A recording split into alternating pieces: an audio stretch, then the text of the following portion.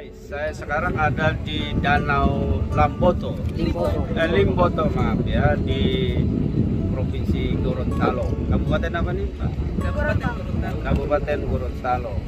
Nah, di sini kita ingin dengar cerita nih dari Mbak siapa? Mbak Retno, bahwa ini situs sejarah. Apa yang terjadi? Jadi pada tahun 51 Pak, Presiden Soekarno pertama kalinya itu mendarat di atas Danau Limboto. Di sini. Pakai apa dia mendarat? Pesawat amfibi Catalina. Dan beliau dari sini itu menuju ke Tanah Lapang atau yang masyarakat Gorontalo sekarang kenal dengan nama alun-alun Taruna, Lapangan Taruna. Ingat nggak tujuan Pak Presiden Soekarno ke sini? Ya. Jadi kalau kita berbicara tentang tahun 51 Pak, itu tahun-tahun yang sangat dinamis dalam sejarah Indonesia. Waktu itu untuk pertama kalinya setelah kemerdekaan kita diakui oleh Belanda di tahun 49 kemerdekaan kita.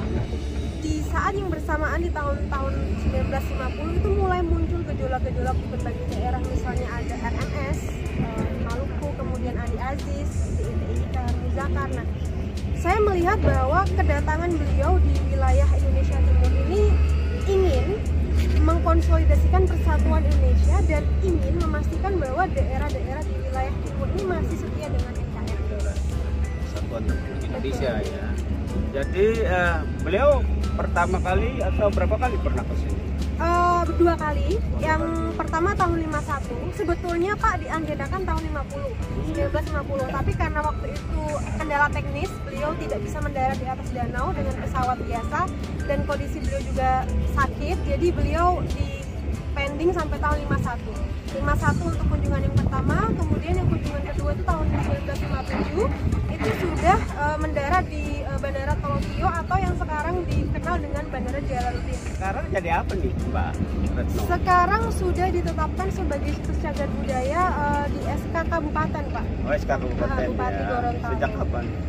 2015 kalau tidak salah. 2015 ya, sudah jadi situs budaya Iya. gitu ya.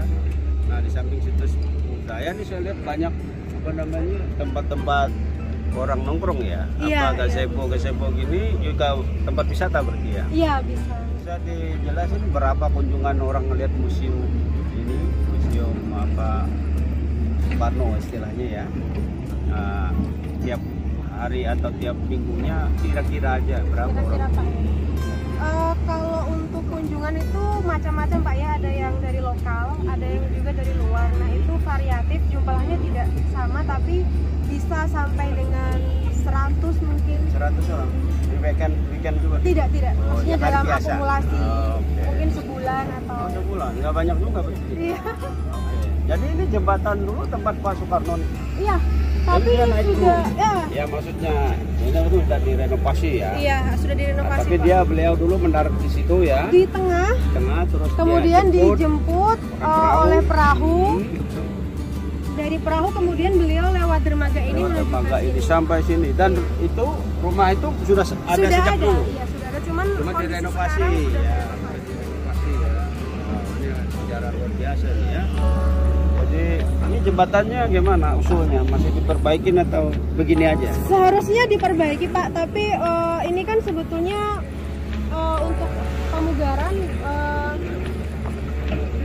belum sesuai dengan kaidah pemugaran sebetulnya. Oh gitu ya, karena yang- ini situs sejarah ya. Iya, jadi harus ada harusnya anu juga. Pemugarannya harus sesuai dengan kaidah pelestarian. Mungkin dari bahan ini kan juga sudah berubah total karena Iya. dulu yang kami tahu dari bahan kayu, tidak di beton ketika presiden datang. Ya, tapi harusnya kan ini bisa dipoto ya. Iya. Dipoto kan kalau kita mugar ini nggak apa-apa, udah fotonya ada Iya, gitu ya, aslinya dulu gini. Iya, iya. Ya memang harus kita sesuaikan karena mungkin kayunya juga udah nggak ada dulu ya. Jadi harus bangun baru lagi. Ya. Makasih ya Mbak Retno. Sama-sama, Pak. Ya, terima kasih semua guys. Ini percakapan singkat saya dengan Mbak Retno yang mengelola apa namanya ini Museum Soekarno ya, kita bilang gitu ya, yang ada di Kabupaten Gorontalo. Terima kasih. Salam 3S, semangat, sehat dan sukses selalu.